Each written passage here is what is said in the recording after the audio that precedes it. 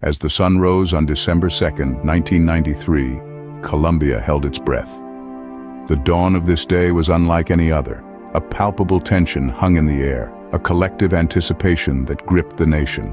The day marked a significant turning point in the history of Colombia, a day that had been years in the making. The target, Pablo Escobar, the infamous drug lord and head of the notorious Medellin cartel. The authorities were on high alert, their preparations meticulously executed. This was not their first attempt to capture the elusive kingpin, but there was a sense of resolve that was different this time around. There was an air of determination, a shared commitment that today was the day they would finally bring Escobar to justice. Yet there was an undercurrent of uncertainty. The name Pablo Escobar was synonymous with power and fear. His influence reached far beyond the confines of his criminal empire. He was a man who had evaded capture time and again, slipping through the authorities' grasp like smoke through a keyhole. The Colombian police, aided by the American DEA, had spent countless hours strategizing, analyzing, and preparing for this day. The stakes were incredibly high. They knew they were not just dealing with a man, but a symbol of a broader societal struggle against the insidious influence of the drug trade. It was not just the fate of one man that hung in the balance, but the future of a nation. The question on everyone's mind: would they succeed? Would they finally be able to end the reign of terror that had held Colombia hostage for far too long? The streets were quiet, the silence echoing the gravity of the situation. The world watched and waited as the stage was set for one of the most significant manhunts in history. The dawn of December 2nd, 1993, marked the beginning of a fateful day in Colombia.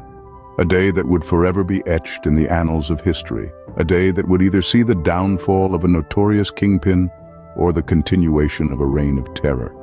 And so, under the watchful eyes of a worried nation, the hunt for Escobar was set into motion. As the city of Medellin awoke, it was unaware that it was about to witness the end of an era. The day had begun like any other, but beneath the surface, a storm was brewing. The air was thick with anticipation as authorities from various agencies converged on the city. Their mission? To capture one of the most notorious criminals of the time, Pablo Escobar. This was no ordinary manhunt. It involved the collaboration of multiple agencies, both local and international. The Colombian National Police, the DEA, the CIA, all were involved in this relentless pursuit. Each agency brought its expertise to the table, yet they faced a formidable adversary. Escobar, a master of evasion, had eluded capture time and again, leaving in his wake a trail of fear and uncertainty. Escobar was no ordinary fugitive. His cunning and resourcefulness were legendary. He had a network of informants and sympathizers that spanned the length and breadth of the city. He was known to use disguises, secret hideouts, and even tunnels to evade capture. His audacity was such that he was rumored to have once walked right past a police checkpoint, unrecognized. But the fear he instilled in the public was perhaps his most potent weapon. Many in Medellin lived under the shadow of his terror, too afraid to speak out or cooperate with the authorities. Yet, despite this climate of fear, there was a determination among the authorities that was unshakable. They were resolved to bring Escobar to justice, no matter the cost. The day wore on, each passing hour bringing its own set of challenges, but the authorities were relentless. They combed through the city, followed leads, interrogated suspects. They were like hounds on a trail, refusing to give up, refusing to be deterred. As the hours ticked by, the net around Escobar tightened. The city held its breath, waiting for the inevitable. The end of an era was nigh, and the world watched with bated breath. The manhunt for Pablo Escobar, the king of cocaine, was reaching its climax. By afternoon, the city was on edge, the air thick with anticipation.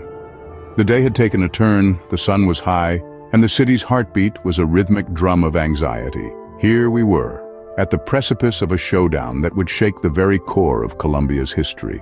It was a scene straight out of a Hollywood movie. Only this was real life, raw and unedited. The air was filled with the sharp scent of gunpowder as the authorities and Pablo Escobar's men locked horns in a fierce battle. The gunfire exchange was relentless, bullets whizzing through the air, ricocheting off buildings with deadly precision. The sound was deafening, a symphony of chaos that echoed through the city streets. The authorities were relentless, their determination fueled by years of frustration and the desperate need to end the reign of terror that had held the city captive. Their faces, hardened by the grueling manhunt, were etched with determination as they moved forward, inch by inch, closing in on their prey. The public, those brave enough to peek through their curtains, watched with bated breath. The fear was palpable, a tangible entity that gripped the city in an iron fist. But beneath that fear, there was a glimmer of hope. Hope that the nightmare would finally end. Hope that the city they loved would be freed from the clutches of terror. And then there was Escobar himself. Cornered, with no avenue for escape, the man who had once been the most feared drug lord in the world was reduced to a mere mortal. His eyes reflected a mix of emotions: defiance, fear, perhaps even a hint of regret. But there was a certain calmness about him, a strange acceptance of his fate. It was as if he knew that his reign was about to come to an end. The final moments were a blur, a hail of bullets, a flurry of activity, and then silence. The city held its breath, the silence deafening after the cacophony of the showdown. The dust settled, revealing a scene that would forever be etched in the annals of history. The reactions were immediate. The authorities, their faces a mask of relief and exhaustion, slowly lowered their weapons. The public, their faces a mix of shock and relief, began to emerge from their homes, their eyes wide as they took in the aftermath of the showdown. And Escobar, his body sprawled on the ground, was a stark reminder of the fall of a man who had once been considered invincible. And then, in a moment that would echo through history, the reign of Pablo Escobar came to an abrupt end. A chapter was closed, a reign of terror ended, and a city began to breathe again. But the echo of that fateful day would forever resonate, a reminder of the day when the most infamous drug lord in the world was finally brought to justice. As the news of Escobar's capture spread, the city heaved a collective sigh of relief. A shroud of uncertainty that had long hung over the city was finally lifted. The streets, once echoing with fear, were filled with a cautious optimism. The immediate aftermath was a whirlwind. The public responded with a mix of relief, disbelief, and in some corners, even mourning. This was a man who, despite his notorious reputation, had won the hearts of many with his Robin Hood-esque persona. But for most, the news of his capture was cause for celebration. There was a palpable sense of hope in the air, a hope that the dark days of Escobar's reign were truly over. The authorities, on the other hand, were facing a different kind of aftermath. The capture of Escobar had not only marked the end of a long and arduous manhunt, but it also signified the start of a new struggle. The power vacuum left by Escobar's downfall had turned the underworld into a battlefield. The fight for dominance was just beginning.